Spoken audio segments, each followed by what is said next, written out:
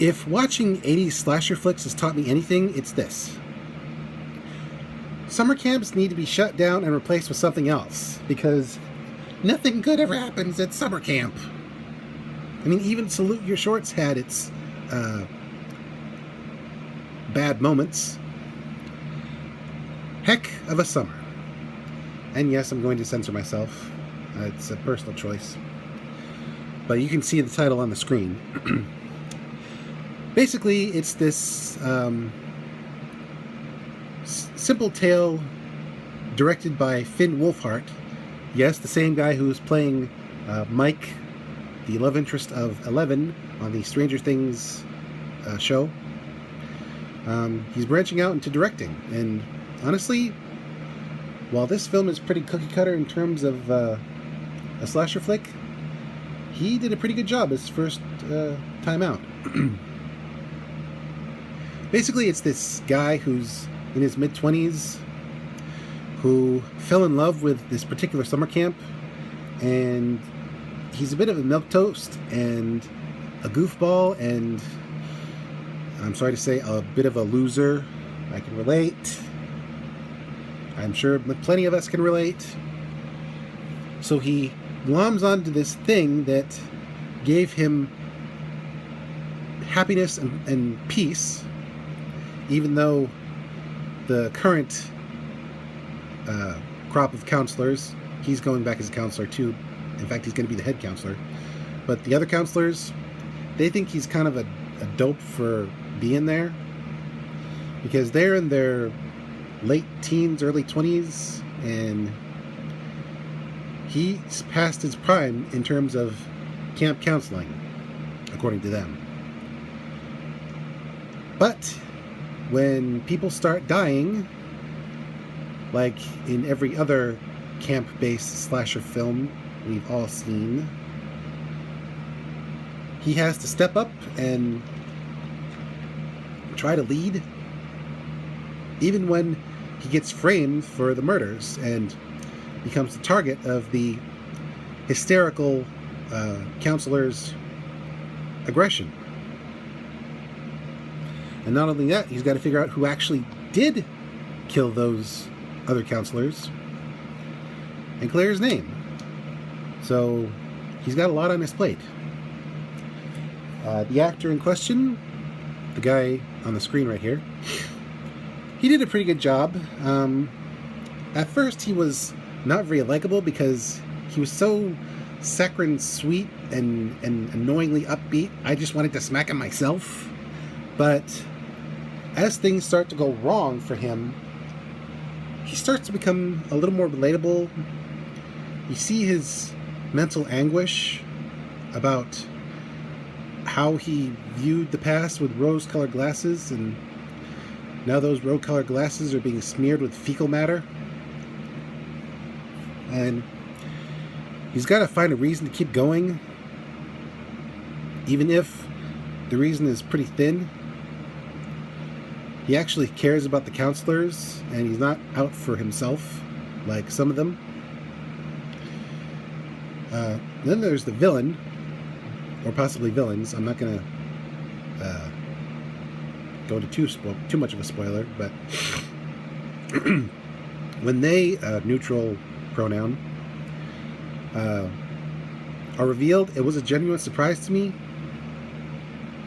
The reason is far less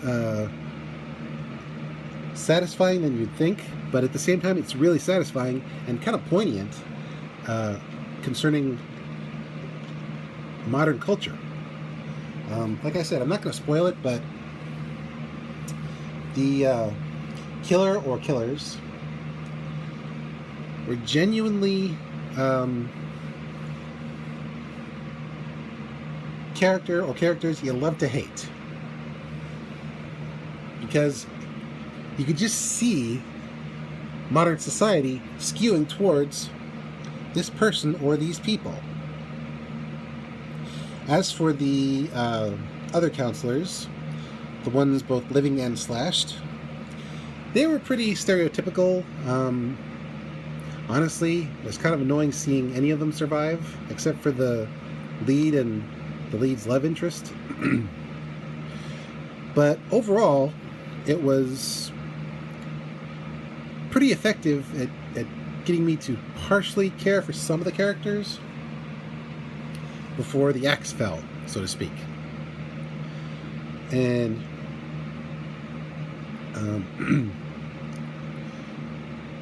the acting was both a little bit cartoonish, at the same time was realistic to a degree, because people who would panic like they panicked and jump to conclusions the way we thought we had evolved from after the Salem witch trials. But it turns out hysteria and fear have a tendency to slip us back into the battle days. Because while they may not be war boots, the war boot equivalent just feels so comfortable. It's just too easy to slip them back on. So it's basically a tale of how humanity can be really despicable, but in some instances, through our main character, you can see how humanity can be far more virtuous than we give ourselves credit for. Now, as for the campgrounds, the setting, it goes from like a happy, what do you call it?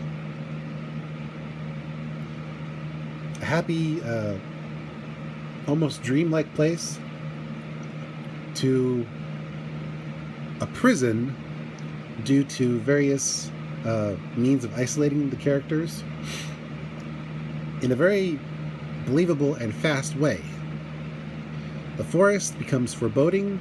It's dark because the power's been cut. So you got candles and fireplaces to provide light, and it's not much light. And the forest and cabins almost become characters themselves.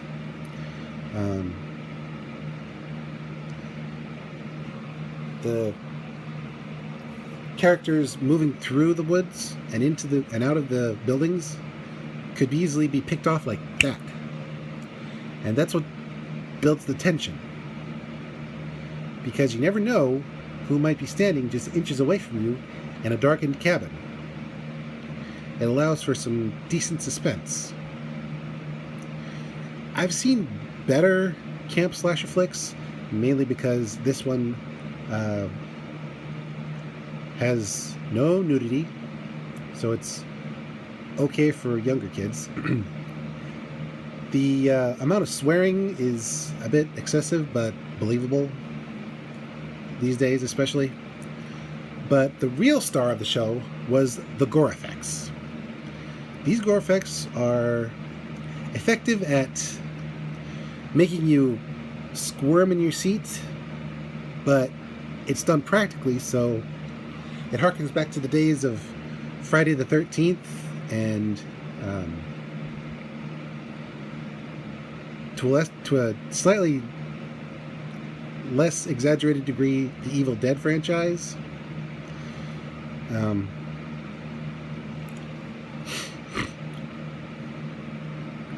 You really feel every axe blow and every knife cut. You believe that these characters are getting injured and slain. So yeah. This film might not be the best, especially if you're looking for classic gore and skin, because they didn't use enough skin. But Heck of a Summer would make for a good gateway film. If you want to get your 10 or 12-year-old interested in slasher flicks, this one is okay if they're not too sensitive to swearing or gore, and you don't want them to see excessive skin just yet.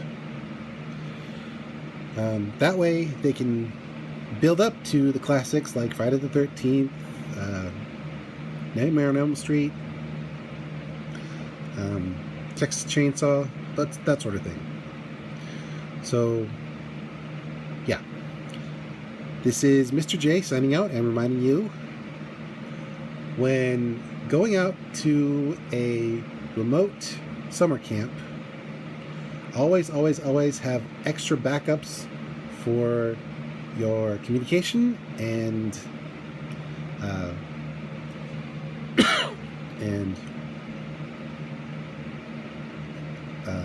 transportation, and maybe get a stab-proof vest or just some armor, period.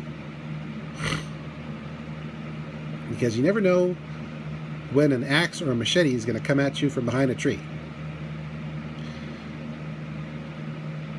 Have fun in the woods.